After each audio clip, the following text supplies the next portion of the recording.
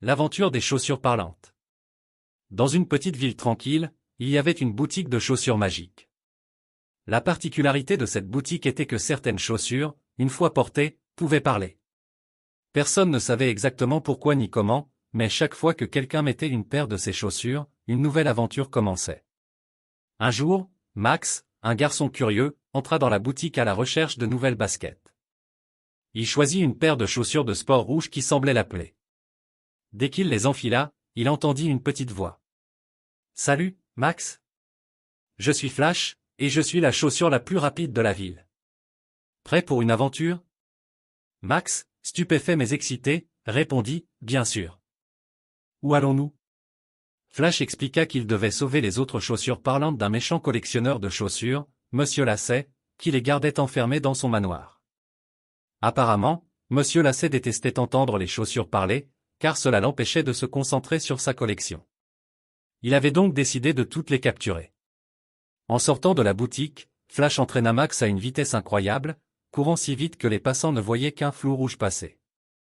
En chemin, ils firent équipe avec une paire de bottes de pluie nommées Splash, qui avait le pouvoir de créer des flaques d'eau géantes, et une paire de sandales de plage appelées Sonny, qui pouvaient invoquer le soleil même par temps de pluie. Leur plan était de distraire Monsieur Lacet pendant que Max libérait les autres chaussures. Arrivés au manoir, ils mirent leur plan à exécution. Flash commença à courir en cercle autour de Monsieur Lacet, le rendant complètement étourdi. Pendant ce temps, Splash remplissait la pièce d'eau, transformant le sol en une piscine improvisée, tandis que Sonny faisait briller un soleil éclatant, forçant Monsieur Lacet à porter des lunettes de soleil. Max, profitant du chaos, trouva la salle des chaussures. Il ouvrit la porte et découvrit une scène hilarante, des talons hauts faisant des révérences, des pantoufles chantant en chœur et même des bottes de cow-boy jouant de la guitare. Tous semblaient ravis d'être enfin libérés.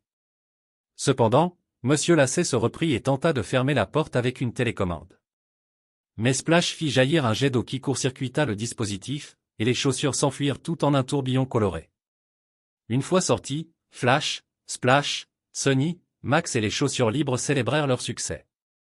Max retourna à la boutique pour remercier les chaussures magiques, mais il découvrit que les chaussures n'étaient plus là, comme par magie. La boutique aussi semblait avoir disparu. De retour chez lui, Max se demanda si tout cela n'avait été qu'un rêve. Mais en regardant ses pieds, il vit que ses baskets rouges étaient encore là, et lorsqu'il tendit l'oreille, il entendit un léger murmure, « Merci pour l'aventure, Max. À la prochaine. » Max sourit, se demandant quelle serait la prochaine aventure magique qui l'attendait. Et c'est ainsi que se termina cette drôle et incroyable aventure des chaussures parlantes, qui prouva que même les choses les plus ordinaires peuvent devenir extraordinaires avec un peu de magie, et beaucoup de fun.